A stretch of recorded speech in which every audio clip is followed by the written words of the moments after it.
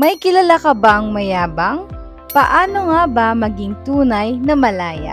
Makinig ang may pandinig. Hello everyone, this is Melanie and welcome to Gaspo Sarang Channel. Today is nasa 2 Timothy 3 pa rin tayo, but this time is verse 4 to 5 lang. Sila'y magiging mga taksil, padalos-dalos, mayayabang, maibigin sa kalayawan, sa halip na maibigin sa Diyos. Kung babalik tayo dun sa verse 1 to 3, mapapansin natin na laganap na ito ngayon, yung mga attitude na yan na nakita niya sa screen. Kasi ito yung senyales na nasa huling araw na tayo. Kasi yan yung sinasabi nila na panahon ng kaguluhan. Magulo siya dahil yung mga tao ay hindi sinusunod yung kalooban ng Diyos. Saw somewhere sa Facebook na we're living in the last days. Di ba yung alphabet is A, B, C hanggang Z yung dulo? And what generation na ba tayo? Di ba Generation Z? So, yun yung na-research ko or nabasa ko somewhere, but I need to clarify pa. Sila'y may anyo na pagiging makadiyos, ngunit hindi naman nakikita ang kapangyarihan nito sa kanilang pamumuhay.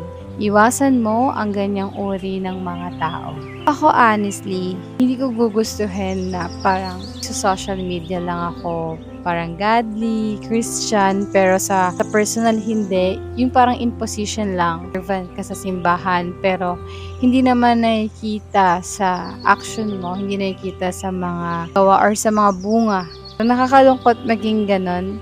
Kapag nag-Bible study, kapag nasa simbahan ka lang, saka ka lang parang Kristiyano, pero paglabas ng bahay or pag alis mo dun sa Bible study, wala na. Kung alam mo yun, yung parang pag walang mga nakakitang tao, dun pa nagawa ng kasalanan. So, ang daming hidden sin. May anyo lang sila ng pagiging makadiyos, pero hindi naman nakikita. I'm really afraid na maging ganyan. That reminds me na talagang mag-focus tayo kay Jesus. Ano ba yung ginawa ni Jesus? Ano ba mag-react si Jesus doon sa mga sitwasyon? Good thing, kaya nga tayo nandito. We want all to improve. Dito tayo para matuto at mabahagi yung mga kaalaman natin.